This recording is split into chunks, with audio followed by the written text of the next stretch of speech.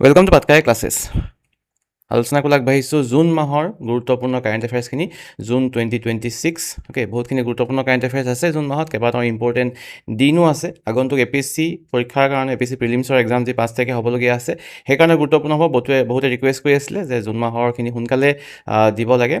5 তাৰিখে পৰীক্ষা আছে, আহিব পাৰে। আজিকালি বহুত ৰিচেণ্ট কাৰেণ্ট এফেয়াৰ্ছো সোধে, বাট আগৰখিনিও সমানেই গুৰুত্বপূৰ্ণ। অ'কে, 2025ৰ আৰম্ভণিৰ পৰা 2024ৰো ইম্পৰ্টেণ্ট দুই এটা অহাৰ সম্ভাৱনা আছে। অ'কে, আৰু এনেই মই 5-6 তাৰিখ মানেহে ডিছকাছ কৰোঁ মন্থলি কাৰেণ্ট এফেয়াৰ্ছৰ চামেৰিটো, যদি উইকলিখিনি আগতীয়াকৈ দিয়া হয়।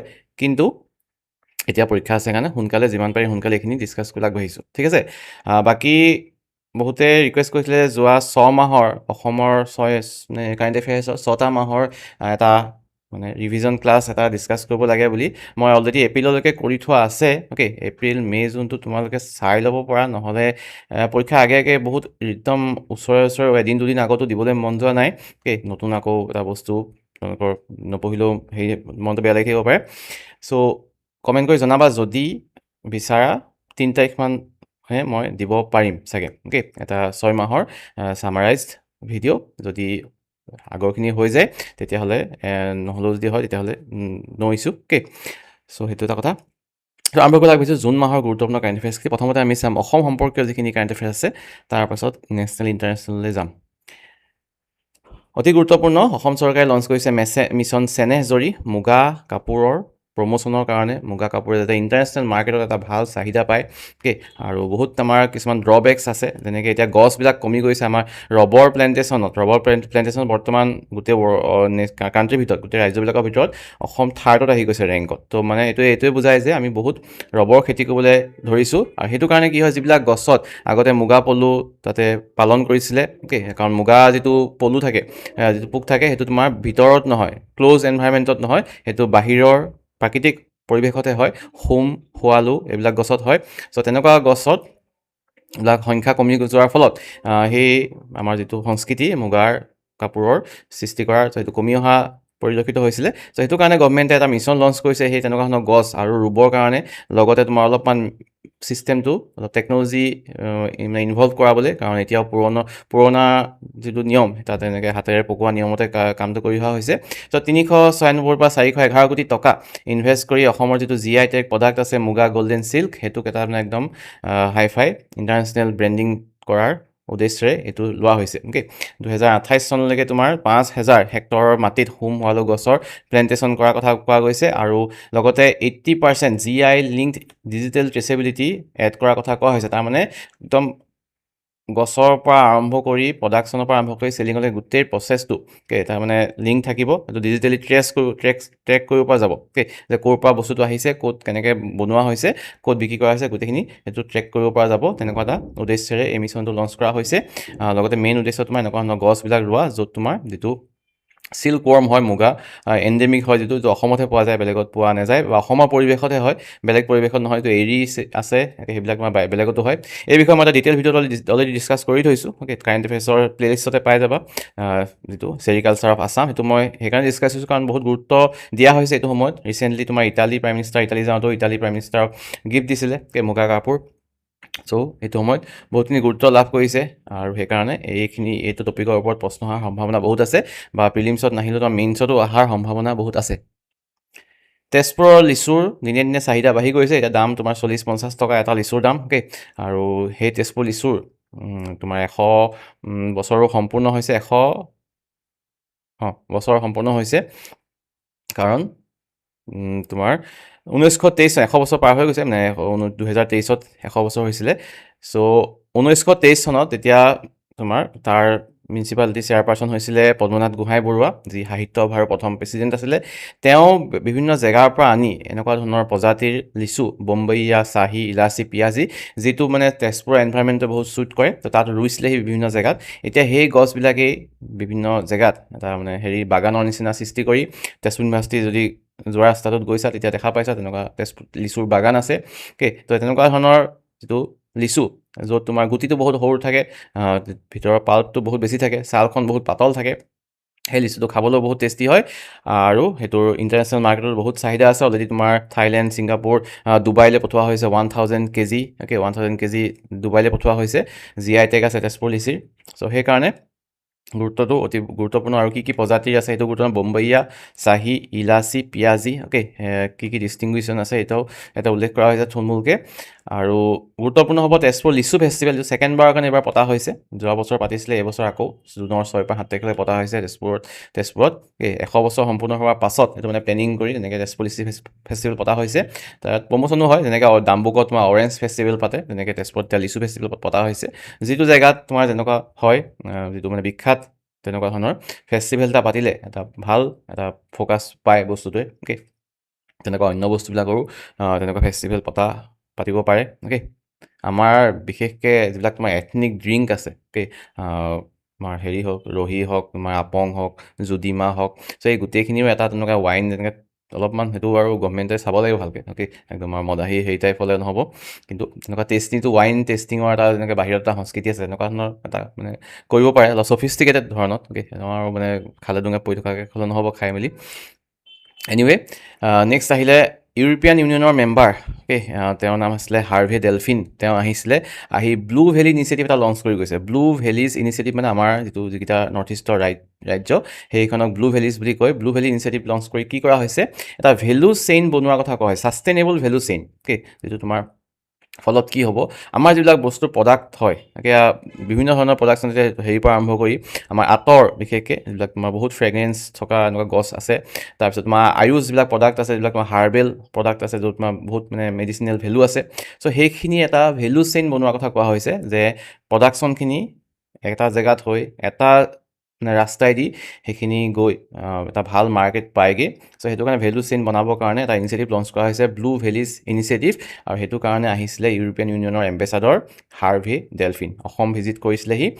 লগতে ইকনমিক আৰু ষ্ট্ৰেটেজিক টাইজ গুৰুত্ব দিছে সেইটো মানে আৰু সুদৃঢ় কৰাৰ উদ্দেশ্যৰে তেওঁ আহিছিলে লগতে তেওঁ ভিজিট কৰিছিলে Tata electronics semiconductor assembly plant okay যিটো জাগিৰোডত আছে তাত ভিজিট কৰিছিলে আৰু তেওঁ এটা মানে ডিছকাশ্যনো কৰিছিলে ৰিগাৰ্ডিং কেনেকৈ মানুহক আমাৰ মহিলাসকলক শিকাব পাৰি কেনেকৈ ফাৰ্মাৰক শিকাব পাৰি অন্টাৰপ্ৰেনৰখিনিক কেনেকৈ মানে এইটো ক্ষেত্ৰত তেওঁলোকক ট্ৰেইন কৰিব পাৰি তাৰপিছত তোমাৰ লগতে সেই সময়তে একে সময়তে মুখ্যমন্ত্ৰীয়ে এটা নতুন ফ্ৰেগ্ৰেন্স আৰু কছমেটিকৰ পাইলট প্ৰজেক্টটো গুৱাহাটীত ভূমি পূজন কৰিছে ইনলা মুভি নামৰ ইনলা মুভি ফ্ৰেগ্ৰেন্সেছ সেইটো তোমাৰ এডভান্টেজ আছাম যেতিয়া হৈছিলে ছেকেণ্ড এডিশ্যন তাতে তাৰ ইনলা মুভিৰ মানে ফালৰ পৰা এইটো প্ৰমিছ কৰা হৈছিলে যে অসমত ইনভেষ্ট কৰিব আৰু সেই ফলতে এইটো নতুনকৈ এতিয়া ভূমি পূজন হৈছে ফাউণ্ডেশ্যন ষ্ট'ন লে কৰা হৈছে ইনলা মুভি ফ্ৰেগ্ৰেন্সেছ 9 জুন তাৰিখে গুৱাহাটীত সেইটো কৰা হৈছে অ'কে আৰু এই গোটেই যিটো হেৰি হ'ব মানে যিবিলাক হ'ব নতুনকৈ ফ্ৰেগ্ৰেন্সে হওক বা আয়ুষৰ প্ৰডাক্টেই হ'ব সেইবিলাক চাবলৈ তোমাৰ আছাম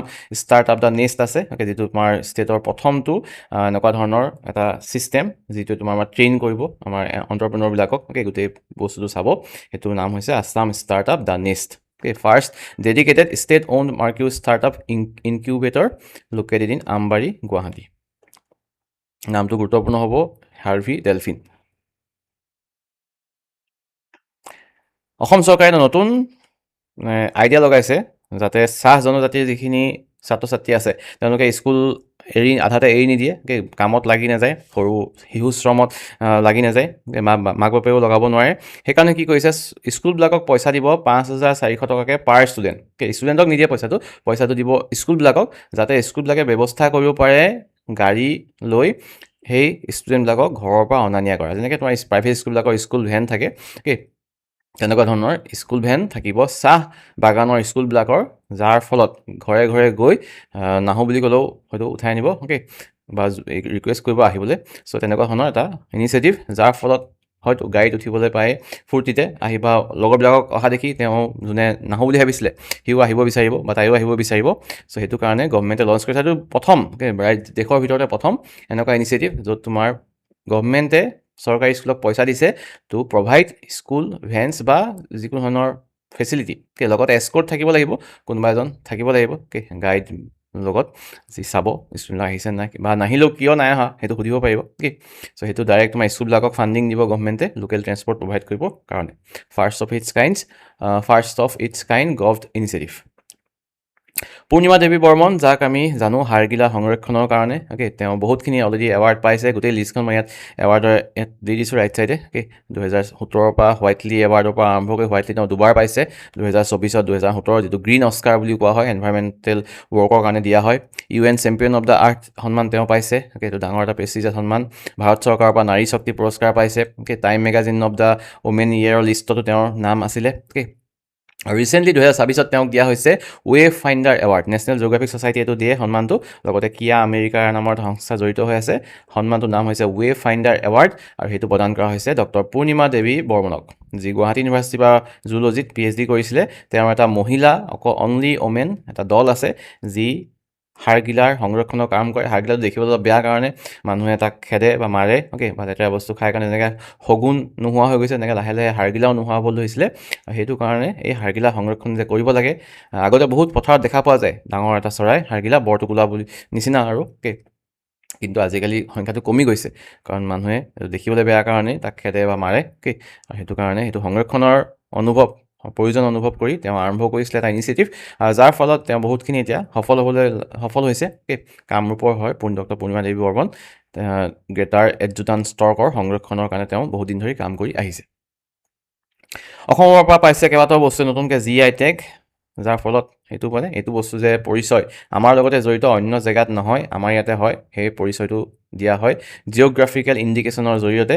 আৰু ৰিচেণ্টলি পাইছে অসমৰ বিহু পেঁপা বনোৱা হয় বাফেল্লো হৰ্ণৰ পৰা, ম'হৰ শিঙৰ পেঁপা। বাঁহৰ শিল্প, বেম্বো ক্ৰাফ্ট, যিটো তোমাৰ জাকৈ, চেপা, এইবিলাক বস্তুটো বেলেগত পোৱা নাযায়, মাছ ধৰা, তো খালৈ, তাৰপিছতে এইবিলাক খৰাহী চৰাহী ইত্যাদি, সেইবিলাকে পাইছে গোটেই মানে কালেক্টিভলি। তাৰপিছতে কাৰ্বি আংলঙৰ হেণ্ডলুমে পাইছে, কাৰ্বি আংলঙৰ তেনেকুৱা যিটো হস্ততাঁত তেওঁলোকে পাইছে। দেউৰী হেণ্ডলুমেও পাইছে। চ' এই 4টা বস্তু পাইছে recently GI tag of Assam. এইটো এপ্লাই চাৰ্টিফিকেশ্যন গোটেই প্ৰচেছটো কৰিছিলে কোনে? নাবাৰ্ডে কৰিছিলে, national bank of agriculture and rural development, okay. সেইটো নাবাৰ্ডৰ অসম শাখাই কৰিছিলে। নাবাৰ্ড তোমাৰ এষ্টাব্লিছ হৈছিলে 1982, হেডকোৱাৰ্টাৰ আছে মুম্বাইত, অ'কে। এইটো গুৰুত্বপূৰ্ণ লগতে। চ' এইখিনি হৈছে ৰিচেণ্টলি GI টেগ। আৰু কেইবাখনো ৰাজ্য নতুনকৈ GI টেগ পাইছে, মই শ্বৰ্টছত উল্লেখ কৰিছোঁ, অ'কে। সেইখিনিও গুৰুত্বপূৰ্ণ হ'ব পাৰে। সংগীত নাটক একাডেমি এৱাৰ্ড দিয়া হৈছে, আৰু অসমৰ পৰা কেইবাগৰাকী ব্যক্তিয়ে পাইছে। শ্ৰী প্ৰেমা ওজা বৰবায়ন, তেওঁ সত্ৰীয়া ডেন্সৰ কাৰণে দিয়া হৈছে, অ'কে। 2টা এৱাৰ্ড একেলগে দিয়া হৈছে, এটা সংগীত নাটক একাডেমি এৱাৰ্ড, এটা উস্তাদ বিছমিল্লা খান যুৱা পুৰস্কাৰ, অ'কে। এইটো যুৱকসকলক দিয়া হৈছে 40 বছৰ তলৰ, আৰু এইখিনি তোমাৰ যিখিনি অল অভাৰ কেটেগৰীত দিয়া হৈছে সংগীত নাটক একাডেমি এৱাৰ্ড বা একাডেমি পুৰস্কাৰ বুলি কোৱা হয়, য'ত তোমাৰ 1 লাখ টকা থাকে প্ৰাইজ মানি, আৰু লগতে এযোৰ কাপোৰ দিয়া হয়, তাম্ৰপত্ৰ এখন দিয়া হয়, অ'কে। চ' পাইছে কোনে? প্ৰেমা ওজা বৰবায়ন, বিপুল চন্দ্ৰ দাস, অ'কে। 2024 বৰ্ষৰ কাৰণে 2 বছৰৰ কাৰণে একেলগে দিয়া হৈছে। 2024 কাৰণে পাইছে প্ৰেমা ওজা বৰবায়ন আৰু বিপুল চন্দ্ৰ দাসে। এইটো ইয়েৰকেইটাও গুৰুত্বপূৰ্ণ, সুধি দিব পৰীক্ষাত প্ৰশ্ন, যে 2024 কাৰণে কোনে পাইছে বুলি কৈ এইজনৰ নাম দিলে, ছাপ'জ চেতনা দাসৰ নাম দিলে, মল্লিকা কণ্ডিৰ নাম দিলে, তেতিয়া কিন্তু ইয়েৰটো খেলি মেলি ভুল হ'ব। চেতনা দাসে পাইছে এক্ট্ৰেছ আমি জানো, অ'কে। বিপুল চন্দ্ৰ দাসে কথক ডেন্সৰ কাৰণে পাইছে। তাৰপিছত তোমাৰ মল্লিকা কণ্ডলীয়ে পাইছে তেওঁৰ সত্ৰীয়া ডেন্সৰ শিক্ষা প্ৰদান কৰাৰ কাৰণে, অ'কে। টিচিং শিকাই তেওঁৰ সত্ৰীয়া ডেন্স, মল্লিকা কণ্ডলীক দিয়া হৈছে 2025 বৰ্ষৰ কাৰণে। ভাস্কৰজ্যোতি ওজাক তেওঁক দিয়া হৈছে সত্ৰীয়া সংগীতৰ কাৰণে, সত্ৰীয়া সংগীতৰ মানে বিশাৰদ কাৰণে ভাস্কৰজ্যোতি ওজা, তেওঁকো 2025 বৰ্ষৰ কাৰণে দিয়া হৈছে। চ' এইকেইজন ব্যক্তিয়ে পাইছে সংগীত নাটক একাডেমি বঁটা। উস্তাদ বিছমিল্লা খান যুৱা পুৰস্কাৰ পাইছে প্ৰথম মীনাক্ষী, 2024 আৰু 2025 কাৰণে আছে। 2024 কাৰণে পাইছে মীনাক্ষী মেধি, তেওঁ সত্ৰীয়া ডেন্সৰ কাৰণে পাইছে। দিলীপ হীৰা, তেওঁ ফক মিউজিকৰ কাৰণে পাইছে, অ'কে, লোকসংগীতৰ কাৰণে পাইছে। বিদ্যুৎ কুমাৰ নাথ, তেওঁক দিয়া হৈছে নাটকৰ পৰিচালনাৰ কাৰণে, অ'কে। যিসকলে জিকিছে পাইছে তেওঁলোকক 25,000 টকাকৈ প্ৰদান কৰা হয়। তাৰপিছত 2025 কাৰণে পাইছে নিৰঞ্জন শইকীয়া বৰবায়ন, দেৱজিৎ শইকীয়া, তেওঁ দিছে খোল বজোৱাৰ কাৰণে, সত্ৰীয়া ডেন্সৰ কাৰণে নিৰঞ্জন শইকীয়া বৰবায়ন। আৰু হীৰকজ্যোতি শৰ্মা, তেওঁক দিয়া হৈছে টোকাৰী গীত আৰু লোকসংগীতৰ কাৰণে, অ'কে। লোকসংগীতৰ তেওঁৰ প্ৰচাৰৰ কাৰণে দিয়া হৈছে। এই গোটেইকেইটাই গুৰুত্বপূৰ্ণ, মই এইটো ৰঙা গ'ল থাকি গ'ল ভুলতে, অ'কে। দেৱজিৎ শইকীয়া, হীৰকজ্যোতি শৰ্মা, গোটেইকেইটা সমানে গুৰুত্বপূৰ্ণ, আৰু 2টা এৱাৰ্ডে বহুত প্ৰেষ্টিজিয়াছ নেশ্যনেল লেভেলৰ এৱাৰ্ড হয়, অ'কে। অতি গুৰুত্বপূৰ্ণ। অসম আৰু নাগালেণ্ডৰ মাজত হৈছে এটা অইল এণ্ড গেছ ডিল। চ' কি হৈছিলে প্ৰব্লেমটো, যে আমাৰ বৰ্ডাৰ ডিছপিউটৰ কাৰণে অসম নাগালেণ্ডৰ বহুত বছৰ ধৰি নাগালেণ্ডৰ বৰ্ডাৰত থকা যিবিলাক এৰিয়া আছে, য'ত তোমাৰ পেট্ৰলিয়ামৰ অৱস্থান আছে, তাতে খান্দা হোৱা নাছিলে মানে হেৰি কৰা হোৱা এক্সপ্ল'ৰেশ্যন কৰা হোৱা নাছিলে কিন্তু এতিয়া ৰিচেণ্টলি তোমাৰ এটা নতুন পাৰ্টি MOU চাইন কৰা হৈছে মেমৰেণ্ডাম অফ আণ্ডাৰষ্টেণ্ডিং য'ত ভাৰত চৰকাৰ আছে অসম চৰকাৰ আছে আৰু নাগালেণ্ড চৰকাৰ আছে জুনৰ 11 তাৰিখে এইটো কৰা হৈছে যাৰ ফলত এইটো সিদ্ধান্ত লোৱা হৈছে এতিয়া পুনৰ কৰা হ'ব এক্সপ্ল'ৰেশ্যন কৰা হ'ব এৰাউণ্ড অসম নাগালেণ্ড বৰ্ডাৰ যিটো তোমাৰ 30 বছৰ ধৰি সেইটো এৰিয়া কোনো ধৰণৰ তেনেকুৱা কাম হোৱা নাছিলে because of mainly border issues and terrorism issues তো তাত তোমাৰ প্ৰায় 1000 স্কোৱাৰ কিলোমিটাৰ এৰিয়াত সেইটো কৰা হ'ব আৰু যিখিনি তোমাৰ তেল পোৱা যাব সেইখিনি ভাগ হ'ব আধা তেৰা আধা মেৰা টাইপত 50% revenue sharing model between Assam and Nagaland সময়তে গম পাম কিমান সফল হ'ব কিমান নহ'ব নগাই বোলে গোটেইবোৰ তেল লৈ দিলে তহঁতক নিদো যা বুলি কৈ খেদি দিলে চ' এনেকুৱা হ'ব পাৰে নেক্সট ৰাভা দিৱস এতিয়া এইখিনিতে আৰু এটা গুৰুত্বপূৰ্ণ কোনোবাই কমেণ্ট কৰিছিলে ৰিচেণ্টলি যে ছাৰ সতী সাধনী দিৱসটো বেলেগে কোনোবাই আপুনি পঢ়াইছিলে এতিয়া আকৌ বেলেগ কোনোবাইহে পাইছে দেখোন গীতা উপাধ্যায়ে পাইছে সেইটো একচুৱেলি দুটা এৱাৰ্ড আছে সতী সাধনী বঁটা সতী সাধনী দিৱস পতা হয় তোমাৰ এপ্ৰিলৰ 21 বা 22 তাৰিখে 7 বহাগ তাৰিখে পৰে আৰু সেইদিনাখনি তোমাৰ সতী সাধনী দিৱসৰ দিনাখনি এটা এৱাৰ্ড দিয়া হয় যিটো সতী সাধনী দিৱস উদযাপন কমিটিয়ে দিছিলে এইটো গোলাঘাটৰ এটা কমিটিৰ পৰা দিয়া হৈছিলে সেইটো এটা বেলেগ এৱাৰ্ড সতী সাধনী বঁটা আৰু এইটো হৈছে গভৰ্ণমেণ্টে দিয়া এইটোৰ গুৰুত্বটো অলপ বেছি হ'ব আৰু সেইটো বঁটা দিয়া হৈছে ৰাভা দিৱসৰ দিনাখনি গীতা উপাধ্যায় যি ৰিচেণ্টলি তোমাৰ পদ্মশ্ৰী বঁটাও পাইছিলে তাৰ আগতে সাহিত্য একাডেমী বঁটাও পাইছিলে সেই গীতা উপাধ্যায়ক দিয়া হৈছে সতী সাধনী বঁটা 2026 তেওঁৰ তোমাৰ লিটাৰেচাৰত কণ্ট্ৰিবিউশ্যনৰ কাৰণে তেওঁ লিখা মেলা যিখিনি কাম আছে আউটষ্টেণ্ডিং কাম তাৰ কাৰণে দিয়া হৈছে আৰু দিয়া হৈছে কেতিয়া ৰাভা দিৱসৰ দিনাখন দিয়া হৈছে ৰাভা দিৱস আমি কেতিয়া পাতোঁ 20 জুন তাৰিখে পাতোঁ 20 জুন তাৰিখে ৰাভা কলাগুৰু বিষ্ণু ৰাভাৰ মৃত্যু দিৱস সেইদিনাখনি এই বঁটাসমূহ দিয়া হয় আৰু মেইন বঁটাকেইটা হৈছে বিষ্ণু ৰাভা বঁটা যিকেইটা এই বছৰ দিয়া হৈছে মাণিক বৰবায়ন আৰু মধুসূদন দাস মাণিক বৰবায়ন হৈছে বৰবায়ন সত্ৰীয়া কালচাৰৰ লগত জড়িত আৰু মধুসূদন দাস হৈছে পেইণ্টাৰ তেওঁ ভিজুৱেল আৰ্টিষ্ট আৰু পেইণ্টাৰ হয় তেওঁক দিয়া হৈছে এই বছৰৰ বিষ্ণু ৰাভা বঁটা অতি গুৰুত্বপূৰ্ণ মাণিক বৰবায়ন আৰু মধুসূদন দাস সতী সাধনী বঁটা ক'লোঁ গীতা উপাধ্যায়ক দিয়া হৈছে আৰু এটা আজান পীৰ বঁটা দিয়া হয় তেওঁক সেইটো দিয়া হৈছে শামছুদ্দিন আহমেদ জিকিৰৰ প্ৰখ্যাত গায়ক তেওঁ তোমাৰ অল ইণ্ডিয়া ৰেডিঅ'ৰ ৰেগুলাৰ আৰ্টিষ্ট হয় আৰু তেওঁক দিয়া হৈছে আজান পীৰ বঁটা 2025 চ' এইখিনি গুৰুত্বপূৰ্ণ ৰাভা দিৱস 20 জুন তাৰিখে 2026 আৰু এইটো 2025 খালি আজান পীৰ বঁটাটো বাকীখিনি 2026ৰ এইটো মে' মাহৰ কাৰেণ্ট এফেয়াৰ্ছ আছিলে মই অসমৰ স্পৰ্টছৰ এটা বেলেগ ছিৰিজ বনাম বুলি ভাবি আছিলোঁ কিন্তু এতিয়ালৈকে হোৱা নাই হ'ব কৰিম এইটো কিন্তু এইটো থাকি গৈছিলে কাৰণে মই এতিয়া ইয়াতে উল্লেখ কৰিলোঁ বেলেগকৈ বনাম বুলি ভাবিছিলোঁ ক্ৰিকেটৰ ওপৰত অসম ক্ৰিকেটৰ হিষ্ট্ৰীৰ ওপৰত কাৰণ বহুতখিনি নতুন কথা গম পোৱা গৈছে এখন ডকুমেণ্টাৰীৰ পৰা আৰু সেইখন ডকুমেণ্টাৰীৰ নাম হৈছে তোমাৰ golden innings the legacy of Assam cricket যিখন তোমাৰ অনলাইন এভেইলেবল আছে চাব পৰা 37 মিনিটছমানৰ এখন ডকুমেণ্টাৰী হয় য'ত তোমাৰ অসমৰ গোটেই হিষ্ট্ৰীৰ কথা উল্লেখিত আছে সমুজ্জ্বল কাশ্যপৰ ডাইৰেক্টেড এখন ডকুমেণ্টাৰী গুৰুত্বপূৰ্ণ পৰীক্ষাৰ কাৰণেও আৰু এই ডকুমেণ্টাৰীখন কেতিয়া লঞ্চ কৰা হৈছিলে যেতিয়া তোমাৰ অসমৰ এটা নতুন ক্ৰিকেট মিউজিয়াম ইনগ্ৰেট কৰিলে মুখ্যমন্ত্ৰীয়ে on May' 18, 2026 Assam cricket museum ACA cricket stadium ACA stadium মানে যিটো বৰ্ষাপাৰাত আছে তাত ইনগ্ৰেট কৰা হৈছে আৰু চ' আমি ইয়াত কি জানিব লাগিব আমি জানিব লাগিব ৰিয়ান পৰাগ উমা চেত্ৰীৰ বিষয়ে ৰিয়ান পৰাগ হৈছে প্ৰথম ভাৰতীয় দলত ছিনিয়ৰ ক্ৰিকেট টীমত স্থান পোৱা অসমৰ ক্ৰিকেটাৰ খেলিবলৈ পাইছে সেই সুযোগ পোৱা উমা চেত্ৰী হৈছে মহিলা ছিনিয়ৰ ক্ৰিকেট টীমত স্থান পোৱা অসমৰ প্ৰথমগৰাকী ক্ৰিকেটাৰ চ' তেওঁলোকৰ নামকেইটা গুৰুত্বপূৰ্ণ লগতে এইকেইটা আমি জানো বহুতে জানে লগতে গুৰুত্বপূৰ্ণ ৰুপাৰ্ট কেটেলৰ বিষয়ে মুখ্যমন্ত্ৰীয়েও এটা ছ'চিয়েল মিডিয়া পষ্টত উল্লেখ কৰিছিলে চ' ৰুপাৰ্ট কেটেল কোন হয় তেওঁ হৈছে অসমৰ ক্ৰিকেট দলৰ প্ৰথমজন কেপ্টেইন সেইটো most মই ভাবোঁ ইম্পৰ্টেণ্ট এটা পইণ্ট এইটো বহুতে নাজানে কাৰণ ক্ৰিকেট হিষ্ট্ৰীটো ইমান পঢ়া নাযায় but this could be very important for upcoming exams ৰুপাৰ্ট কেটেল তেওঁ হৈছিলে প্ৰথমজন অসমৰ কেপ্টেইন ক্ৰিকেট দলৰ আৰু তেওঁ প্ৰথম ফাৰ্ষ্ট ক্লাছ চেঞ্চুৰীও কৰিছিলে অসমৰ হৈ প্ৰথম যদি সোধে প্ৰথম বল কোনে ফেচ কৰিছিলে কোনজন ক্ৰিকেটাৰে অসমৰ ক্ৰিকেট দলৰ হৈ ফাৰ্ষ্ট ক্লাছ ক্ৰিকেটত প্ৰথম বল ফেচ কৰিছিলে তেওঁ আছিলে তোমাৰ নৱকমল ভূঞা চ' এইসকলৰ নাম গুৰুত্বপূৰ্ণ লগতে গুৰুত্বপূৰ্ণ গোটেই ডকুমেণ্টাৰীটো চ' এইখিনি চাব পৰা তাৰপিছত ডাইৰেক্ট কৰিছে সমুজ্জ্বল কাশ্যপে একেদিনাই ৰিলিজ কৰিছে অন মে' 18, 2026 আৰু এই গোটেই আইডিয়াটো তোমাৰ দেৱজিৎ শইকীয়া আজি এডভকেট হয় আৰু লগতে BCCI ছেক্ৰেটাৰী হয় তেওঁৰ brain child is this Assam cricket museum এখন আৰ্ম ৰেচলিং চেম্পিয়নশ্বিপ হৈছিলে বেংগালুৰুত BCAI national arm wrestling championship board of control of arm wrestling of India so' তাত অসমৰ কেইবাগৰাকী আৰ্ম ৰেচলাৰে ভাল প্ৰদৰ্শন কৰিবলৈ সক্ষম হৈছে অ'কে কস্তুৰী শৰ্মা তেওঁ 2টা সোণৰ পদক পাবলৈ সক্ষম হৈছে 70 কেজি কেটেগৰীত 70 কেজি কেটেগৰীত কস্তুৰী শৰ্মাই পাইছে অনুপ ৰাজকোঁৱৰে পাইছে ৰাইট হেণ্ড কেটেগৰীত মাষ্টাৰ্ছ ৰাইট হেণ্ড কেটেগৰীত গ'ল্ড মেডেল পাইছে অলকা দোলে পাইছে senior women's left hand 70 KG কেটেগৰীত অলকা দোলে মনোজিত দেৱ তেওঁ 63 to 70 কেটেগৰীত পাইছে 63 কেজি কেটেগৰীত মনোজিত দেৱ তেওঁ গ'ল্ড পাইছে হীৰক জ্যোতি বৰা তিয়কৰ যোৰহাটৰ তেওঁ গ'ল্ড মেডেল পাইছে আণ্ডাৰ 18 63 কেজি কেটেগৰীত ৰাইট হেণ্ড ইভেণ্টত আৰু নীলুফাৰ আহমেদ নেশ্যনেল চেম্পিয়ন হিচাপে তেওঁক হেৰি কৰা হৈছে কিতাপ দিয়া হৈছে অ'কে তেওঁৰ 65 কেজি আণ্ডাৰ 70 কেজি কেটেগৰীত তেওঁ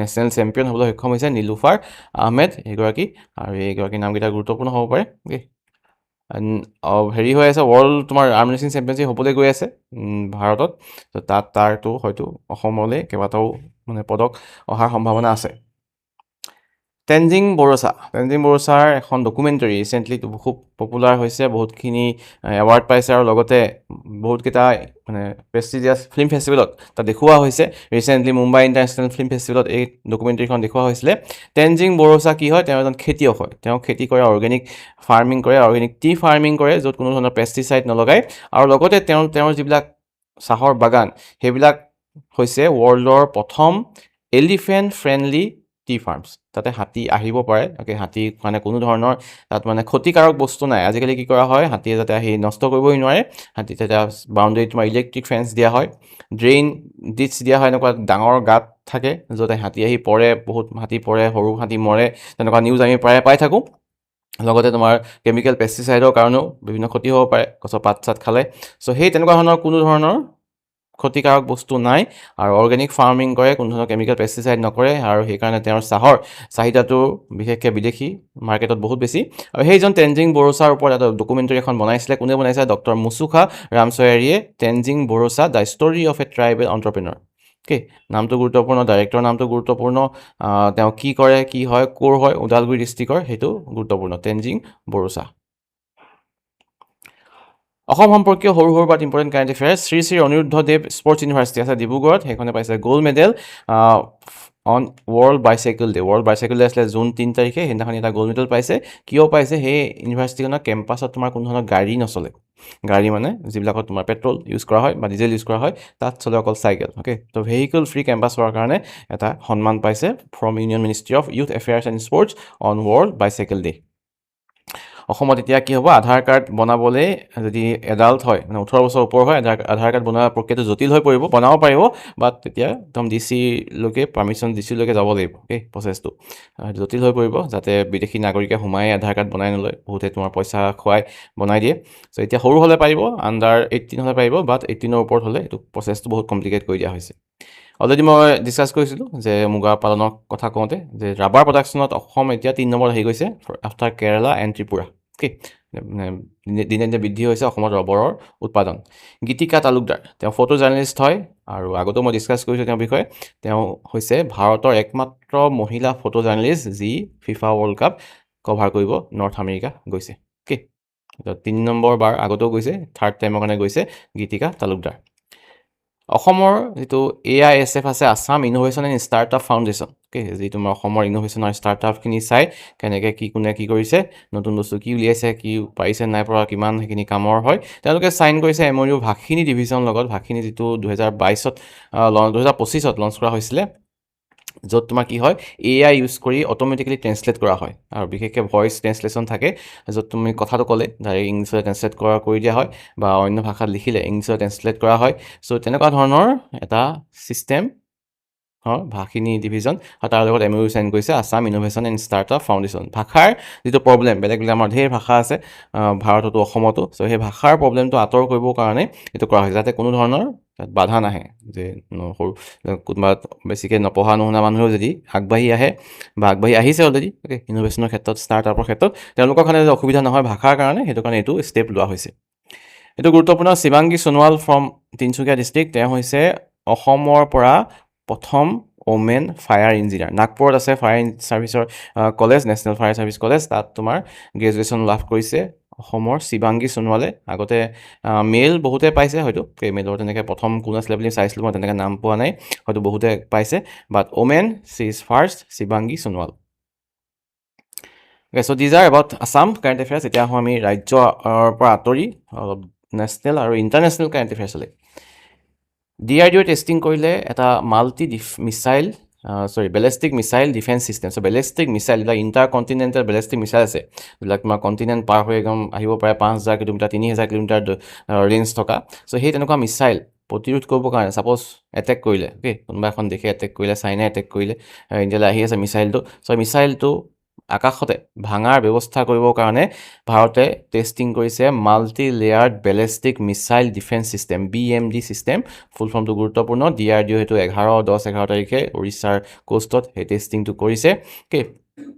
আৰু তাত দুটা ধৰণৰ তোমাৰ হেৰি আছে, এটা ইণ্টাৰচেপ্টৰ আছে, এটা AD1 AD2, এটাই তোমাৰ এটমস্ফিয়াৰৰ বাহিৰতকৈ এটা এটমস্ফিয়াৰৰ ভিতৰত ডেষ্ট্ৰয় কৰে টাৰ্গেটটো, অ'কে। এক্সো এটমস্ফেৰিক আৰু এটা তোমাৰ এণ্ডো এটমস্ফেৰিক, অ'কে। প্ৰথমটো এক্সো এটমস্ফেৰিক আৰু ছেকেণ্ডটো এণ্ডো এটমস্ফেৰিক তোমাৰ এনেকুৱা ডিফেন্স ছিষ্টেম ৰখা হৈছে। আৰু এইটো গুৰুত্বপূৰ্ণ এইটো কাৰণেই কাৰণ US, ৰাছিয়া, ইজৰাইল অকল এই তিনিখন দেশৰ ওচৰতহে এনেকুৱা ধৰণৰ ছিষ্টেম আছিলে, আৰু এতিয়া ভাৰতৰ ওচৰতো এই ছিষ্টেমটো হ'বলৈ গৈ আছে। টেষ্টিং ছাকচেছফুলি কৰা হৈ গৈছে, আৰু এইটো হৈ গ'লে ভাৰত হৈ যাব চতুৰ্থখন দেশ যাৰ হাতত থাকিব BMD ছিষ্টেম।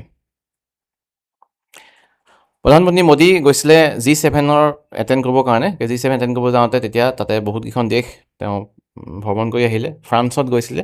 ফ্ৰান্সত গৈ তেওঁ লঞ্চ কৰিছে এটা ইনিচিয়েটিভ, নাম দিছে ভাৰত ইনোভেটছ।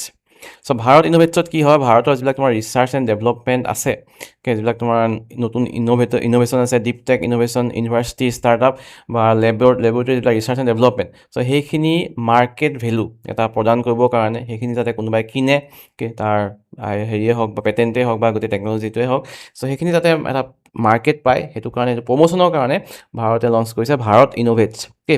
তাত এইটো কৰা হৈছে ফ্ৰান্সত, এইটো তেওঁ ভিজিট আছিলে, তাতে কৰিছে, অ'কে। তাতে সেই ছামিটখনত তোমাৰ প্ৰেছিডেণ্ট ফ্ৰান্সৰ ইমানুৱেল মেক্ৰন আৰু প্ৰাইম মিনিষ্টাৰ নৰেন্দ্ৰ মোদীয়ে সেইটো ভাগ লৈ সেইখিনি সেইটো কৰিছে। তাত তোমাৰ 120টা তেনেকুৱা ডিপ টেক ষ্টাৰ্টআপ তাত জইন কৰিছে, আৰু 45টা ব্লিডিং এজ টেকন'লজি প্ৰজেক্ট তাতে শ্ব'কেছ কৰা হৈছে, অ'কে। ইমানখিনি কৰা হৈছে। 13টা তোমাৰ থাৰ্মেটিক এৰিয়াছ কভাৰ কৰি এই গোটেইখিনি কাম কৰা হৈছে। 15তকৈ বেছি ইণ্ডিয়ান ইনষ্টিটিউটে তাতে মেম্বাৰে তাত ভাগ লৈছিলে বা তাতে অৱদান আগবঢ়াইছে এই ইনিচিয়েটিভটোৰ কাৰণে। Next, fundamental right to walk recognise. So' fundamental আমাৰ যিখিনি ৰাইটছ আছে, ফাণ্ডামেণ্টেল ৰাইটছ আৰ্টিকল 1921, অ'কে। চ' তাত তোমাৰ এড কৰা হৈছে নতুনকৈ এটা ফাণ্ডামেণ্টেল ৰাইট টু ৱাক। তাৰমানে বিশেষকৈ ফুটপাথত কি কৰা হয়, ট্ৰেফিক জাম হ'লে স্কুটি বাইক সেইবিলাক ফুটপাথেদি আহি যায় আৰু মানুহক খুন্দিয়ায়, অ'কে। কাৰণ ফুটপাথটো অকল হেৰি কাৰণে নহয়, বাইক স্কুটিৰ কাৰণে, অকল মানুহৰ খোজকাঢ়িবৰ কাৰণেই।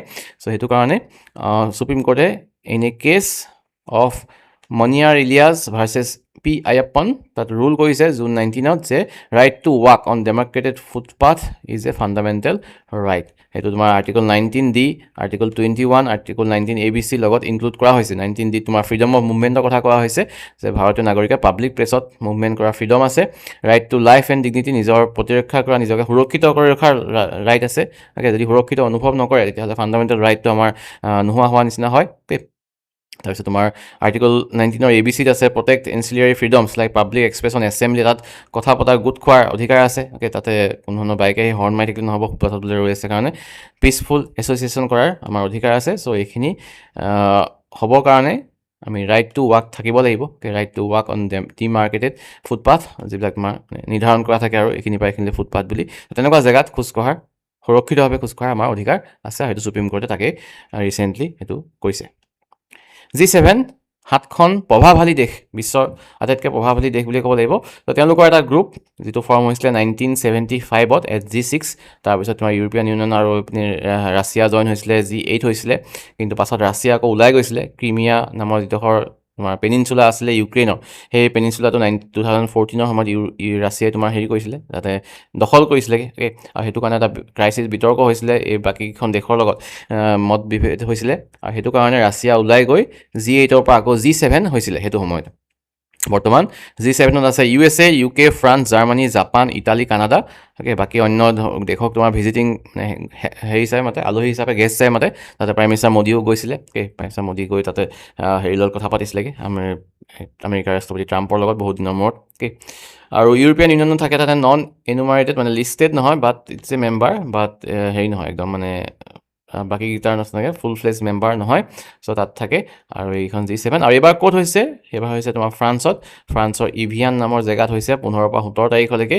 থিমটো গুৰুত্বপূৰ্ণ হ'ব পাৰে forging new পাৰ্টনাৰশ্বিপছ and ৰিবিল্ডিং international solidarity. সেইটো এটা থিম হোষ্ট কৰিছে ফ্ৰান্সৰ প্ৰেছিডেণ্ট ইমানুৱেল মেক্ৰন।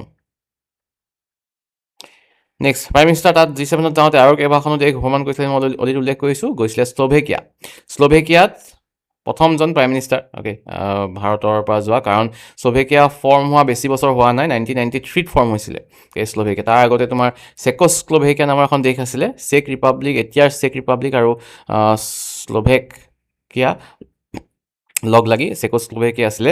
এতিয়া তোমাৰ দুখন দুভাগ হৈছিলে আৰু পিচফুলি দুভাগ হৈছিলে। আৰু সেই যিটো পিচফুলি হোৱাৰ কাৰণে সেইটো তেওঁলোকৰ ছেপাৰেশ্যনটোৰ নাম দিয়া হৈছিলে এটা ভেলভেট ডাইভৰ্চ বুলি। ভেলভেট ডাইভৰ্চ অন 1993 এইটো হৈছিলে, দুখন দেশ হৈছিলে। তাতে গৈছিলে প্ৰাইম মিনিষ্টাৰ নৰেন্দ্ৰ মোদী। তাতে গৈ বিভিন্ন ধৰণৰ এগ্ৰিমেণ্ট চাইন কৰিছে related to defence cooperation, digital technology, labour migration, okay, labour ইয়ালৈ হয়তো ইণ্ডিয়াৰ লেবাৰ ইয়ালৈ পঠাব, অন্য ডিফেন্সৰ লগত ডিফেন্স ৰিলেটেড যিবিলাক ইন'ভেশ্যন আছে বা অসম ভাৰতৰ নিজৰ প্ৰডাক্ট আজিকালি কিবা কিবি হৈছে সেইবিলাক বিকিবলৈ ট্ৰাই কৰিব। চ' এনেকুৱা ধৰণৰ উদ্দেশ্যৰে প্ৰাইম মিনিষ্টাৰ মোদী গৈ লগ কৰিছিলেগৈ শ্লোভেক PM ৰবাৰ্ট ফিকোৰ লগত, অ'কে। সেইটো গুৰুত্বপূৰ্ণ। কেতিয়া গৈছিলে গুৰুত্বপূৰ্ণ? 1993ত প্ৰথম ভাগ হৈছিলে, সেইটো গুৰুত্বপূৰ্ণ। আৰু তাত এটা সন্মানো দিয়া হৈছে, the order off white double cross, okay, first class. বহুত সাংঘাতিক নামৰ কিছুমান এৱাৰ্ড পাই থাকে প্ৰাইম মিনিষ্টাৰ মোদীয়ে। Order of the white double cross recently তোমাৰ চেচিলিছত পোৱা এটা সন্মান অলপ বিতৰ্কও হৈছে, অ'কে, কিবা কিবি স্পেলিং মিষ্টেকৰ কাৰণে। এনিৱে আমি জানিব লাগিব শ্লোভেকিয়াৰ কেপিটেলৰ বিষয়ে। ব্ৰাটিস্লাভা হৈছে শ্লোভেকিয়াৰ কেপিটেল, কাৰেঞ্চি ইউৰোপৰ আণ্ডাৰতে আছে, আৰু অফিচিয়েল লেংগুৱেজ হৈছে শ্লোভেক। ভেলভেট ডাইভৰ্চটো সুধিব পাৰে যে কোন দুখন দেশৰ মাজৰ পিচফুল ৰিচলিউশ্যনটোক ভেলভেট ডাইভৰ্চ হিচাপে জনা যায়, অ'কে, গুৰুত্বপূৰ্ণ। অপাৰেশ্যন অমিতশ্বাহটো কি হয়? অমিতশ্বাহটো স্পেনিছ ৱৰ্ড হয়। স্পেনিছ ৱৰ্ডটোৰ মিনিং হৈছে ফ্ৰেণ্ডশ্বিপ। এইটো কিয় লঞ্চ কৰিছে? কোনে লঞ্চ কৰিছে? ভাৰত চৰকাৰে লঞ্চ কৰিছে। কিয় লঞ্চ কৰিছে? ৰিচেণ্টলি তোমাৰ 14 জুন তাৰিখে ভেনেজুৱেলাত বহুত ডাঙৰ এটা 14 নে 24 আছিলে, ডেটটো মই পাহৰি গৈছে, এবাৰ চাই ল'বা ডেটটো। ডাঙৰ এটা ভূমিকম্প আহিছিলে। ডাঙৰ একচুৱেলি এটা নহয়, দুটা ভূমিকম্প আহিছিলে 7.2, 7.5 ৰিক্টাৰ স্কেলৰ, আৰু যাৰ ফলত বহুত মানুহ মৃত্যু হৈছে। 1400 মানুহৰ মৃত্যু হৈছে ভেনেজুৱেলাত, প্ৰায় বহুত হাজাৰ মানুহ ইনজিয়ৰ হৈছে। আৰু সেই মানুহখিনিক সাহাৰ্য দিবৰ কাৰণে ভাৰতে প্ৰেৰণ কৰিছিলে দুখন ইণ্ডিয়ান এয়াৰফ'ৰ্চৰ C-17 গ্লোব মাষ্টাৰ এয়াৰক্ৰাফ্ট, য'ত তোমাৰ প্ৰায় 14,000 কিলোমিটাৰ দূৰত্ব পাৰ কৰি 35 tons of emergency relief fund, 6 tons of medicine লৈ গৈছিলে। লগতে তোমাৰ দুটা যিবিলাক পৰ্টেবল হস্পিটেল ভাৰতে বনাইছে, ভীষ্ম কিউব হস্পিটেল, য'ত য'তে বনাই দিব পাৰি হস্পিটেল খুলি। চ' তেনেকুৱা ধৰণৰ সাহাৰ্য লৈ ভাৰতৰ পৰা দুখন C-17 গ্লোব মাষ্টাৰ গৈছিলে ভেনেজুৱেলালৈ। আৰু সেই অপাৰেশ্যনটো যিটো নিয়া হৈছে তাৰ নাম দিয়া হৈছে operation Amit Shah. Humanitarian and disaster relief mission হয় এইটো। সেইটো কোনখন দেশলৈ সুধিব পাৰে, কোনখন দেশলৈ প্ৰেৰণ কৰা mission? Venezuela, okay. Spanish word হয়, নামটোৰ অৰ্থ হৈছে অমিতশ্বাহ। চেচিলিছৰ কথা উল্লেখ কৰিছিলোঁ মই, চেচিলিছটো ভ্ৰমণ কৰিছিলোঁ। চেচিলিছটো অতি গুৰুত্বপূৰ্ণ, কাৰণ চেচিলিছটো এনেকুৱা এটা জেগাত আছে যিটো ভাৰতৰ মানে প্ৰভুত্ব বজাই ৰাখিবৰ কাৰণে ইণ্ডিয়ান অ'চেন অতি গুৰুত্বপূৰ্ণ, কাৰণ আছে ক'ত? একদম আফ্ৰিকা আৰু ভাৰতৰ প্ৰায় মাজতে বুলি ক'ব পাৰি। অলপ আফ্ৰিকাৰ ফালে আছে, কাৰণ আফ্ৰিকান কণ্টিনেণ্টৰ এটা আইলেণ্ড হয় চেচিলিছ পৰা ৰিচেণ্টলি হাই কমিছনাৰ অসমলৈও আহিছিলে, অ'কে। অসমতো আহি বিভিন্ন ধৰণৰ এডুকেশ্যন ৰিলেটেড টাই আপ কৰি গৈছে। তাতে পঢ়িব যাব, তাৰপৰা ইয়াতে পঢ়িব আহিব, হয় তেনেকুৱা ধৰণৰ হ'ব। চ' সেই চেচিলিছত গৈছে প্ৰাইম মিনিষ্টাৰ মোদী, লৈ গৈছে বহুতখিনি গিফ্ট। কি গিফ্ট লৈ গৈছে চাওঁ আমি। ফাৰ্ষ্ট পেট্ৰল ভেছেল PS লেছপোৱাৰ লৈ গৈছে। তেওঁলোকৰ ভাষাৰ শব্দ লেছপোৱাৰ, যাৰ অৰ্থ হৈছে হোপ, অ'কে। চেচিলিছ কিয়ল বুলি কয়, কিয়ল লেংগুৱেজ হয়, সেইটো ভাষাত আছে হোপ। কিয়ল মানে তোমাৰ বিভিন্ন ডাঙৰ ভাষাৰ পৰা সৃষ্টি হোৱা সৰু ভাষা, অ'কে। PS লেছপোৱাৰ লৈ গৈছে। লগতে 10খন ইউটিলিটি ভেহিকলছ, 6খন এম্বুলেঞ্চ, 5খন লেজাৰ ৰেডিয়েল বোট সেইবিলাক লৈ প্ৰাইম মিনিষ্টাৰ মোদী গৈছে আৰু প্ৰাইম মিনিষ্টাৰ মোদীক দিয়া হৈছে এটা সন্মান প্ৰথমবাৰৰ কাৰণে কোনোবা প্ৰাইম মিনিষ্টাৰক তেওঁলোকে নিজে এটা মানে এৱাৰ্ড সন্মান সৃষ্টি কৰি এটা দিয়া হৈছে নামটো হৈছে guardian of the blue horizon guardian of the blue horizon সেইটো প্ৰেচিডেণ্ট তেওঁলোকৰ পেট্ৰিক হাৰ্মিনীয়ে সেইটো প্ৰদান কৰিছে প্ৰাইম মিনিষ্টাৰ মোদীক কোনটো সন্মান ক'ত দিছে সুধিব পাৰে আৰু তাতে এটা হিন্দু টেম্পল আছে অনলি হিন্দু টেম্পল সেইটো প্ৰাইম মিনিষ্টাৰে ভিজিট কৰিছিলে নামটো গুৰুত্বপূৰ্ণ হ'ব পাৰে অৰুল মিহু নৱশক্তি বিন্যাগৰ টেম্পল সেইটো আছে চেচিলিছৰ কেপিটেল হৈছে ভিক্টৰিয়া কাৰেঞ্চি চেচিলিছ ৰুপি কণ্টিনেণ্ট হৈছে আফ্ৰিকা অলৰেডি কৈছোঁ যদি অতি গুৰুত্বপূৰ্ণ কাৰণ এইপিনে যদি ইয়াতে এটা ইণ্ডিয়ান নেভিৰ এটা হেৰি বনাব পাৰে বা পৰ্ট এটা বনাব পাৰে তেতিয়া চাইনাৰ প্ৰভুত্বটো অলপ কমাই ৰাখিবৰ কাৰণে কাৰণ চাইনা অলৰেডি শ্ৰীলংকাত হেৰি কৰিছে বনাইছে নিজৰ তো সেইটো কমাবৰ কাৰণে ইণ্ডিয়াই এইটো ষ্ট্ৰেটেজি লৈছে বুলি আশা ভাবা হৈছে নেক্সট IPL হৈ গ'ল IPL ছেকেণ্ড টাইমৰ কাৰণে কনজিকিউটিভলি জিকিলে ৰয়েল চেলেঞ্জাৰ্ছ বেংগালুৰুৱে under the captainship of Rajat Patidar 18 বছৰ নিজিকি একেৰাহে দুবাৰ জিকিবলৈ সক্ষম হৈছে RCBয়ে ফাইনেলত গুজৰাট টাইটেন্সক হৰুৱালে বিৰাট কোহলি ফাইনেলৰ man of the match orange cap পালে অতি গুৰুত্বপূৰ্ণ বৈভৱ সূৰ্যবংশী 776 ৰান কৰিলে হায়েষ্ট ছিক্সেছ মৰা ৰেকৰ্ডো তেওঁ কৰিছে 72টা ছিক্স মাৰিছে এটা ষ্টানিং ষ্ট্ৰাইক ৰেট অফ 237.3 তাতে তেওঁ ৰয়েল ৰাজস্থান ৰয়েলছৰ হৈ খেলি বহুত সুন্দৰ খেল প্ৰদৰ্শন কৰিছে মাত্ৰ 15 বছৰ বয়সৰ নেক্সট পাৰ্পল কেপ পাইছে কাগিছৰ ৰাবাদা গুজৰাট টাইটেন্সৰ 29টা উইকেট ল'বলৈ সক্ষম হৈছে তাৰপিছতে KL ৰাহুল তেওঁ হায়েষ্ট 152 ৰানৰ এটা ইনিংছ খেলিছিলে এইটো গুৰুত্বপূৰ্ণ তাৰপিছতে গৈ আয়াৰলেণ্ডত গৈ হাৰি থাকিলেগৈ 2-0 নৰৱে চেষ্ট আহিলে এইটো গুৰুত্বপূৰ্ণ হ'ব ভাৰতৰ প্ৰজ্ঞানন্দ তেওঁ হৈছে প্ৰথমজন ইণ্ডিয়ান যি নৰৱে চেছ টাইটেল টুৰ্ণামেণ্টটো জিকিবলৈ সক্ষম হৈছে 52nd গ্ৰেণ্ড মাষ্টাৰ আছিলে ইণ্ডিয়াৰ তেওঁ জিকিবলৈ সক্ষম হৈছে তেওঁ দুবাৰকৈ হৰুৱালে এতিয়ালৈকে যিটো ৱৰ্ল্ড নম্বৰ 1 প্লেয়াৰ হয় মেগনাছ কাৰ্লচেন তেওঁক দুবাৰকৈ হৰুৱালে লগতে অন্য চেম্পিয়নবিলাকক হৰুৱাই তেওঁ জিকিবলৈ সক্ষম হৈছে নৰৱে চেছ টুৰ্ণামেণ্ট জাৰ্মানীৰ ভিনচেণ্ট কেইমাৰক তেওঁ ফাইনেল ৰাউণ্ডত হৰুৱাইছে he is not a world champion chess champion right now from India আৰু তেওঁ ডি গুকেছ হৈছে ডি গুকেছ ৱৰ্ল্ড চেম্পিয়ন হৈছিলে 2024 চাইনাৰ ডিং লিৰেনক হৰুৱাইছিলে আৰু এনেই তোমাৰ 52nd গ্ৰেণ্ড মাষ্টাৰ হয় ইণ্ডিয়াৰ সেইটো 2018 চনত তেওঁ সেই খ্যাতিটো অৰ্জন কৰিছিলে বহুত কম বয়সতে প্ৰায় 12 বছৰ বয়সতে নৰৱে চেছ টাইটেল ৰিচেণ্টলি জিকিছে প্ৰজ্ঞানন্দ ফ্ৰেঞ্চ অ'পেন টুৰ্ণামেণ্ট হৈ গ'ল ক্লে কৰ্টত খেলোৱা হয় ফ্ৰেঞ্চ অ'পেন গ্ৰেণ্ড শ্লেমৰ এটা মেজৰ টুৰ্ণামেণ্ট আৰু তাতে এবাৰ জিকিছে নতুন এজন প্লেয়াৰ প্ৰথমবাৰৰ কাৰণে জিকিছে আলেকজেণ্ডাৰ জেভৰেভ আৰু মহিলাৰ শিতানত জিকিছে মিৰা এণ্ড্ৰিভা ৰাছিয়াৰ এলেকজেণ্ডাৰ জেভৰেভ তেওঁ জাৰ্মানীৰ তেওঁলোকে হৰুৱালে ৰেচপেক্টিভলি ফ্লেভিঅ' কোবলি আৰু মাজা ছোৱালিংস্কা পলেণ্ডৰ তেওঁলোকক হৰুৱাই তেওঁলোকে জিকিলে মেন্স আৰু ওমেন্সৰ ছিংগলছ খিতাপ অফ 2026 ফ্ৰেঞ্চ অ'পেন লগতে মেন্স ডাবলছৰ নামটো ওমেন্স ডাবলছৰ নামকেইটা মিক্স ডাবলছৰ নামকেইটাও চাই থকা গুৰুত্বপূৰ্ণ হ'ব পাৰে মাৰ্চেল গ্ৰেনোলাৰ্ছ আৰু হৰাচিঅ' জেবালোছ মেন্স ডাবলছ জিকিছে কেটৰিনা চিনিয়াকোভা আৰু টেইলৰ টাউনচেণ্ডে পাইছে ওমেন্স ডাবলছ মিক্স ডাবলছ জিকিলে ছাৰা ইৰাণী আৰু এণ্ড্ৰিয়া ভাবাচৰী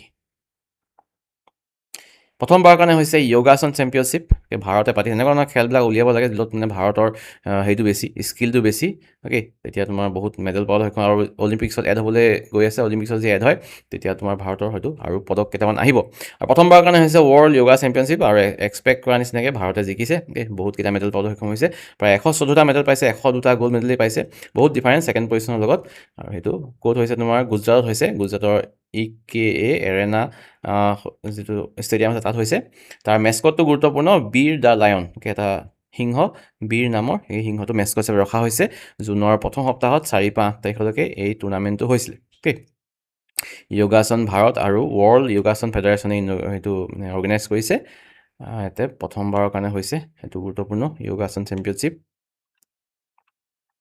যশপাল ৰাণা এসময়ৰ প্ৰখ্যাত এথলিট যি কমনৱেলথ গেমছত প্ৰায় 15টা মেডেল পাইছিলে 9টা গ'ল্ড 4টা চিলভাৰ 2টা ব্ৰঞ্জ ইন চাৰ্ফৰ এডিশ্যন এছিয়ান গেমছত তেওঁ 8টা পদক পাইছিলে ইনক্লুডিং 4 গ'ল্ডছ তেওঁ ৰেকৰ্ড কৰিছে কেইবাবাৰো হিৰোচিমাত যিটো হৈছিলে এছিয়ান গেমছ তাতে গ'ল্ড পাবলৈ সক্ষম হৈছিলে তাৰপিছত তোমাৰ বহুত বছৰৰ পাছত পাইছিলে সেইটো 2006 দোহা এছিয়ান গেমছত তেওঁ 3টা গ'ল্ড মেডেল পাবলৈ সক্ষম হৈছিলে তেনেকুৱা এজন খেলুৱৈ ৰিচেণ্টলি তেওঁ ঢুকাইছে যশপাল ৰাণা আৰু তেওঁ আৰু এটা পৰিচয় আছে মানু ভাকে যি অলিম্পিক মেডেল পাবলৈ সক্ষম হৈছিলে 2টা মেডেল পাবলৈ সক্ষম হৈছিলে তেওঁৰ কোচ হৈছে যশপাল ৰাণা অ'কে তেওঁ 25 মিটাৰ কেটেগৰীত পিষ্টল কেটেগৰীত তেওঁৰ বিশেষ মানে পাৰদৰ্শিতা আছিলে অ'কে সেইজন যশপালনা ৰিচেণ্টলি ঢুকাইছে তেওঁ পোৱা বঁটাখিনিৰ বিষয়ে মই এটা উল্লেখ কৰিছোঁ অৰ্জুন এৱাৰ্ড পাইছিলে 1994ত পদ্মশ্ৰী 1987 আৰু কোচ প্ৰশিক্ষণৰ কাৰণে দিয়া হয় দ্ৰোণাচাৰ্য বঁটা 2020ত সেইটো তেওঁ পাবলৈ সক্ষম হৈছিলে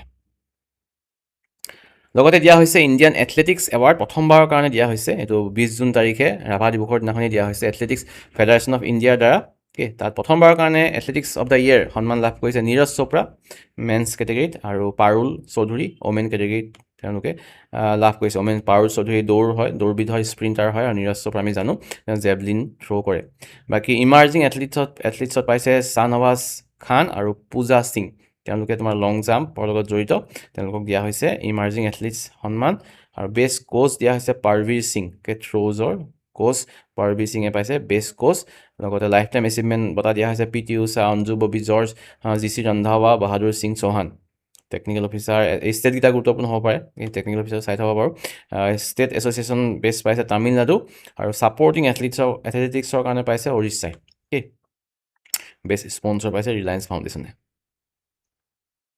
ৱৰ্ল্ড এনভাইৰনমেণ্ট ডে পতা হয় প্ৰতি বছৰে 5 জুন তাৰিখে অ'কে এইবছৰ থিম হৈছে inspired by nature for climate for our future okay প্ৰতি বছৰে এখন দেশে হোষ্ট কৰে এইবছৰ হোষ্ট কৰিছে বাকু আজাৰবাইজান হোষ্ট কৰিছে তেওঁলোকৰ শ্লোগান এটা আছিলে now for climate okay hashtag now for climate হৈছে শ্লোগান আৰু থিমটো হৈছে inspired by nature for climate for our future দুটা বস্তু থাকে এটা থিম এটা শ্লোগান এটা গুৰুত্বপূৰ্ণ বাকী প্ৰাইম মিনিষ্টাৰ মোদীয়ে তোমাৰ কংগ্ৰেচুলেট কৰিছিলে সেইদিনাখনি যে এক পেৰ মা কে নাম যিটো কেম্পেইন আছিলে উত্তৰ প্ৰদেশত তাৰ ফলত বহুতখিনি নতুন গছপুলি ৰোপণ কৰা হৈছে অ'কে আৰু ইয়াৰ লগতে জড়িত আৰু কিছুমান ইম্পৰ্টেণ্ট কাৰেণ্ট এফেয়াৰ জুনৰ 2 তাৰিখেই কাজিৰঙা টাইগাৰ চিলে কনফাৰ্ম কৰিছে যে এটা য়েল্ল' থ্ৰ'টেড মাৰ্টেন এটা নিউলৰ নিচিনা এটা জীৱ সেইটো দেখা পোৱা গৈছে প্ৰথমবাৰৰ কাৰণে অ'কে য়েল্ল' থ্ৰ'টেড মাৰ্টেন দেখা পোৱা গৈছে কাজিৰঙাত সেইটো গুৰুত্বপূৰ্ণ হ'ব পাৰে আৰু বহুত টুৰিষ্ট আহিছিলে যোৱাবাৰ হায়েষ্ট হৈছে তোমাৰ 15% বাঢ়িছে 4.68 লাখ ভিজিট টুৰিষ্টে লাষ্ট ছিজনটোত কাজিৰঙা ভিজিট কৰিছে অ'কে বহুতখিনি সংখ্যা বাঢ়ি গৈছে আৰু এগৰাকী student okay 16 year old student Vivaan Sacharia Aryana Agarwal তিনিগৰাকী অভন্য মেহতা তেওঁলোকে এটা ইণ্টাৰনেশ্যনেল প্ৰাইজ পাবলৈ সক্ষম হৈছে যিটো নাম হৈছে দ্য আৰ্থ প্ৰাইজ পাইছে তিনিজন 16 বছৰীয়া ষ্টুডেণ্টে তেওঁলোকে কি বনাইছে তেওঁলোকে প্লাষ্টিক নামৰ এটা প্ৰজেক্ট বনাইছে যাৰ ফলত কি হ'ব তেওঁলোকে এনেকুৱা ধৰণৰ এটা বায়'ডিগ্ৰেডেবল পাউডাৰ বনাইছে মেড ফ্ৰম টামাৰিণ্ড চিড তেতেলী থাকে তেতেলী গুটিৰ পৰা তেওঁ বনাইছে যিবিলাকে তোমাৰ কি কৰে মাইক্ৰ'প্লাষ্টিকবিলাক আঁতৰাব পাৰে কণ্টামিনেটেড ৱাটাৰত তোমাৰ মাইক্ৰ'প্লাষ্টিক সোমাই থাকে চ' সেইবিলাক আঁতৰাবৰ কাৰণে এনেকুৱা ধৰণৰ প্লাষ্টিক নামৰ এটা বায়'ডিগ্ৰেডেবল পাউডাৰ তেওঁলোকে বনাইছে আৰু তেওঁলোকক সেইকাৰণে দিয়া হৈছে the earth prize 2026 environmental day দিনাখনি লগতে ৰিলেটেড এটা ইম্পৰ্টেণ্ট নিউজ অ'কে লগতে আৰু এটা গুৰুত্বপূৰ্ণ হ'ব সেইদিনাখনিয়ে ঘোষণা কৰা হৈছে ভাৰতৰ 100 নম্বৰটো ৰামচাৰ ছাইট এইটো তোমাৰ জলাশয়বিলাক সংৰক্ষণৰ কাৰণে ঘোষণা কৰা হয় তাৰপিছত তোমাৰ কিছুমান ৰেষ্ট্ৰিকশ্যন লাগি যায় তাত কাষে পাশে অন্য ধৰণৰ একো কাম কাজ হ'ব নোৱাৰিব যিবিলাকে তোমাৰ পানীখিনি প্ৰদূষিত কৰিব পাৰে আৰু তেনেকুৱা ধৰণৰ সংৰক্ষিত জলাশয়ৰ সংখ্যা ভাৰতত এতিয়া 100টা হৈছেগৈ 100 নম্বৰটো হৈছে অতি গুৰুত্বপূৰ্ণ জয়প্ৰকাশ নাৰায়ণ বাৰ্ড চেংচুৰী বা চুৰহাতাল বুলিও কোৱা হয় উত্তৰ প্ৰদেশৰ অতি গুৰুত্বপূৰ্ণ অসমত এটাই আছে দীপৰ বিল ইণ্টাৰনেশ্যনেল য়োগা ডে পতা হয় 21 জুন তাৰিখে যিদিনাখনি হৈছে আমাৰ নৰ্দাৰ্ণ হেমিস্ফিয়াৰ আটাইতকৈ লংগেষ্ট ডে আৰু 2014 চনত প্ৰপ'জ কৰিছিলে প্ৰাইম মিনিষ্টাৰ মোদীয়ে তাৰপিছত 2015 চনৰ পৰা পাতি অহা হৈছে প্ৰথমবাৰ পতা হৈছিল 2015 চনত international yoga day on June 21 আৰু এইবছৰৰ থিমটো গুৰুত্বপূৰ্ণ yoga for healthy ageing okay বয়স বঢ়াৰ লগে লগে য়োগাটো বেছি গুৰুত্বপূৰ্ণ হৈ পৰে চ' ভালকৈ এজিং হ'বৰ কাৰণে ভালকৈ মানে ডাঙৰ হ'বলৈ বয়স বুঢ়া হ'বলৈ আৰু য়োগাৰ প্ৰয়োজন বহুত বেছি এইবাৰ তোমাৰ কলকাতাত পতা হৈছে মেইন ইভেণ্টটো য'ত প্ৰাইম মিনিষ্টাৰ মোদীয়ে ভাগ লৈছিলে বা Indian council for cultural relations ICCR পাতিছে yoga for healthy ageing was the theme আৰু কিছুমান ইম্পৰ্টেণ্ট দিন ৱৰ্ল্ড বাইচাইকেল ডে জুনৰ 3 তাৰিখে পতা হয় এইবছৰ থিম হৈছে cycling for a greener future world food safety day June 7 okay theme হৈছে এইবাৰ from burden to solutions safe food everywhere okay safe ফুডটো বৰ্তমান এটা ডাঙৰ সমস্যা হৈ পৰিছে ভাৰতবৰ্ষত বিশেষকৈ কাৰণ একো বস্তুৱে ছেফ নহয় বাট পতা হৈছে world day against child labour okay তাৰ দিনটো হৈছে জুন 12 থিমটো হৈছে red card to child labour ফুটবলৰ সময় ৱৰ্ল্ড কাপ চলি আছে চ' থিমটো তেনেকৈ ৰখা হৈছে red card to child labour fair play for children decent work for adults world rainforest day বৰ্ষাৰণ্য দিৱস পতা হয় জুনৰ 22 তাৰিখে এই বছৰ থিম হৈছে দ্য ফৰেষ্ট উইদিন ইউ অসমত জয়পুৰ ৰেইন ফৰেষ্ট আছে একমাত্ৰ আৰু ৰেইন ফৰেষ্ট ৰিচাৰ্চ ইনষ্টিটিউট আছে যোৰহাটত আৰু ৱৰ্ল্ড ৰেইন ফৰেষ্ট ডেও তাৰ লগতে জড়িত পতা হয় জুনৰ 22 তাৰিখে international day against drug abuse পতা হয় জুনৰ 26 তাৰিখে এই বছৰ থিম হৈছে world drug problem persisting issues new challenges innovative responses drugs এটা ডাঙৰ সমস্যা আৰু সেইটো সমস্যাৰ কাৰণে সজাগ কৰিবৰ কাৰণে এইটো থিম লৈ পতা হৈছে জুনৰ 26 তাৰিখে international day against drug abuse allergy থাকে বহুত মানুহৰ কিবা কিবি কাৰোবাৰ মাছৰুম খালে এলাৰ্জি থাকে কাৰোবাৰ পিনাট খালে এলাৰ্জি থাকে বিভিন্ন ধৰণৰ এলাৰ্জি থাকে আৰু সেই এলাৰ্জিটো বিষয়ে সজাগ কৰিবৰ কাৰণে মানুহক পতা হৈছে ৱৰ্ল্ড এলাৰ্জি উইক এই বছৰৰ থিম হৈছে allergy care is essential care জুনৰ 21 পৰা 27 তাৰিখলৈকে পতা হৈছে সৰু সৰু but important current affairs oil India লিমিটেডে ঘোষণা কৰিছে যে শ্ৰী বিজয়পুৰামত পাইছে এক্সপ্ল'টৰী ৱেল অইল পোৱা গৈছে আন্দামান চিত সেইটো ৰিচেণ্টলি ঘোষণা কৰিছে তাৰপিছতে গগনয়ানৰ এষ্ট্ৰনাট আছিলে লগতে নাছাৰ এটা মিছনত অলৰেডি স্পেচ গৈ অহা কেপ্টেইন শুভাংশু শুক্লা বহুত বছৰৰ পিছত ভাৰতীয় হিচাপে স্পেচলৈ গৈছিলে আৰু তেওঁ এখন কিতাপ লিখিছে কিতাপৰ নাম হৈছে second orbit belief of a man dreams of 1.4 billion hearts কোনে লিখিছে শুভাংশু শুক্লাই The Indian Air Force deployed AMI-17 V5 and Chinook helicopters. এই ৰিচেণ্টলি তোমাৰ এখন ডাঙৰ জুই লাগিছিলে কচৌলি জেগাত হিমাচল প্ৰদেশত তাতে তোমাৰ বাম্বি বাকেট ইউজ কৰি জুই নুমুৱাইছিলে সেইটো এটা নিউজত আছিলে খুব বাম্বি ডাঙৰ একদম পানী লৈ যোৱা বাকেট সেইটো ঘূৰাই দিছিলে তাতে পানী পৰি জুইটো নুমাইছিলে AMI-17 V5 আৰু চিনুক হেলিকপ্টাৰ ইউজ কৰি এইটো এনে উল্লেখ কৰিলোঁ ইয়াতে ৰেড বেলুন এৰ'স্পেচ নামৰ এটা সংস্থাই লঞ্চ কৰিছে ভিষ্টা নামৰ এটা প্ৰথম এনেকুৱা ধৰণৰ বেলুন ছুপাৰ প্ৰেছাৰ বেলুন হয় এইটো তোমাৰ ষ্টেটছফেৰিক হেৰিত যাব জোনত যাব ইণ্ডিজিনিয়াছৰ ভাৰতত নিজে বনোৱা তেনেকুৱা বেলুন ডাঙৰ যিবিলাক বেলুন থাকে যে ওপৰলৈ লৈ যায় মানুহক বহুৱাই চ' তেনেকুৱা ভিষ্টা নামৰ প্ৰথমটো তেনেকুৱা ইণ্ডিজিনিয়াছ বেলুন বিজয়ৱাড়া অন্ধ্ৰপ্ৰদেশৰ পৰা এইটো বনোৱা হৈছে UNGA প্ৰেচিডেণ্ট উংগা মানে হৈছে ইউনাইটেড নেশ্যনছ জেনেৰেল এছেম্বলি প্ৰতি বছৰে এটা ছেশ্যন থাকে প্ৰতি বছৰৰ কাৰণে এবছৰৰ কাৰণে এজন প্ৰেচিডেণ্ট পতা হয় এইবাৰ প্ৰেচিডেণ্ট পতা হৈছে বাংলাদেশৰ ফৰেইন মিনিষ্টাৰ খালিলুৰ ৰেহমানক তেওঁ হৈছে 81st ছেশ্যনৰ প্ৰেচিডেণ্ট NDA নেশ্যনেল ডিফেন্স একাডেমীৰ পৰা প্ৰথমবাৰৰ কাৰণে এটা মহিলা কেডেটৰ বেটছ উলিওৱা হৈছে যিটো তোমাৰ ইণ্ডিয়ান আৰ্মিৰ লগত যোগদান কৰিব প্ৰথমটো মহিলা বেটছ ব্ৰেকিং 70 ইয়েৰ মেল অনলি বেৰিয়াৰ আগতে তোমাৰ অকল মেল অনলি আছিলে এতিয়া নেশ্যনেল ডিফেন্স একাডেমীৰ পৰা মহিলাৰ এটা কেডেটৰ প্ৰথমবাৰ হেৰি কৰা হৈছে উলিওৱা হৈছে ছাউথ এছিয়ান ফুটবল ফেডাৰেশ্যনৰ চেম্পিয়নশ্বিপ হৈছিলে তাতে ভাৰতৰ ফুটবল টীম জিকিলে বাংলাদেশক হৰুৱাই the Indian women football team defeated defending champion Bangladesh 3-1 তাৰপিছতে ৰাহবীৰ নামৰ এটা স্কিম লঞ্চ কৰা হৈছিলে যোৱা বছৰ ৰাহবীৰত তোমাৰ কি হয় যদি কোনোবা এক্সিডেণ্ট হৈছে ৰাস্তাত সেই এক্সিডেণ্ট হোৱা মানুহক যদি কোনোবাই হস্পিটেল লৈ যায় এঘণ্টাৰ ভিতৰত এইটো গল্ডেন আৱাৰ বুলি কোৱা হয় তেতিয়া চৰকাৰে 25,000 টকা আছিলে মষ্ট প্ৰবেবলি চ' এইটো প্ৰদান কৰে আৰু এইটো এতিয়া ৰিচেণ্টলি MOU চাইন কৰিছে ministry of road transport and হাইৱেজে কাৰ লগত ৰেপিডৰ চালকবিলাকে সহায় কৰিব পাৰিব কোনোবা ইনজুৰ হোৱা দেখিলে লগালগ হস্পিটেল লৈ গ'লে তেওঁলোকক সেইটো মানে সাহাৰ্য দিব পইচা দিব এৱাৰ্ড দিব তাৰপিছতে ব্ৰিক্স হ'বলৈ গৈ আছে ভাৰতে হোষ্ট কৰিব ব্ৰিক্স এবাৰ এইবছৰ শেষৰ ফালে থিমটো ইয়াৰ ঘোষণা কৰা হৈছে building for resilience innovation cooperation and sustainability সেইটো হৈছে থিম ব্ৰিক্স 2026ৰ নেক্সট হোৱাটছআপৰ নতুন CEO হৈছে ক্ৰেডৰ ফাউণ্ডাৰ কুণাল শ্বাহ ইণ্ডিয়ান অৰিজিনৰ কুণাল শ্বাহ সেইকাৰণে গুৰুত্বপূৰ্ণ হ'ব বেছিকৈ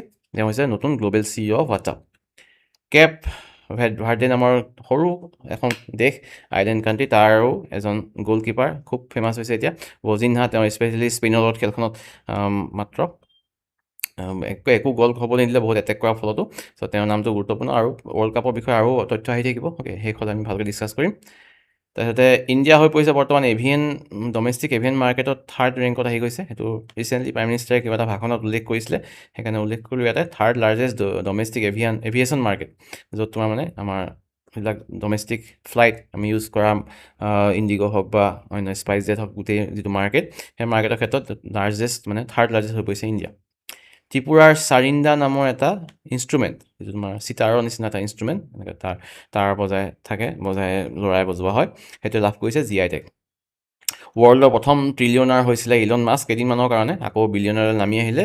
চ' কিন্তু সুধিব পাৰে যে who become the first trillionaire in the world, he was Elon Musk, the richest man on earth. তেওঁৰ স্পেচ এক্স নামৰ সেইটো লিষ্টিং হৈছিলে IPO হৈছে পৰা ষ্টকত, আৰু সেইটো কাৰণে তেওঁ বহুত পইচা তেতিয়া পাইছিলে, আকৌ কিন্তু কমি গ'ল এতিয়া, অ'কে, আকৌ বিলিয়নাৰলৈ নামি আহিলে। তো এটা 25 জুন তাৰিখে পতা হয় সংবিধান হত্যা দিৱস। সেইদিনাখনি ইন্দিৰা গান্ধীয়ে 1975ত ইমাৰ্জেঞ্চি ঘোষণা কৰিছিলে, জৰুৰীকালীন অৱস্থা ঘোষণা কৰিছিলে দেশত। ৰয়িং চেম্পিয়নশ্বিপ এটা হৈছিলে, ৱৰ্ল্ড ৰয়িং কাপ। তাতে প্ৰথমবাৰৰ কাৰণে ভাৰতৰ কোনোবাই গ'ল্ড মেডেল পাবলৈ সক্ষম হৈছে, সোণৰ পদক পাবলৈ সক্ষম হৈছে, লক্ষ্য আৰু উজ্জ্বল কুমাৰ সিং, দুজন ৰোৱাৰ, তেওঁলোকে এইটো প্ৰাইজ পাইছে। ফিজিক্সৰ এটা উল্লেখনীয় সন্মান ৱল্ফ প্ৰাইজ, সেইটো পাইছে জৈনেন্দ্ৰ কুমাৰ জৈন, অ'কে, তেওঁ ইণ্ডিয়ান অৰিজিন ফিজিচিষ্ট হয়, পেন ষ্টেট ইউনিভাৰ্চিটিত তেওঁ এইটো সন্মান পাবলৈ সক্ষম হৈছে।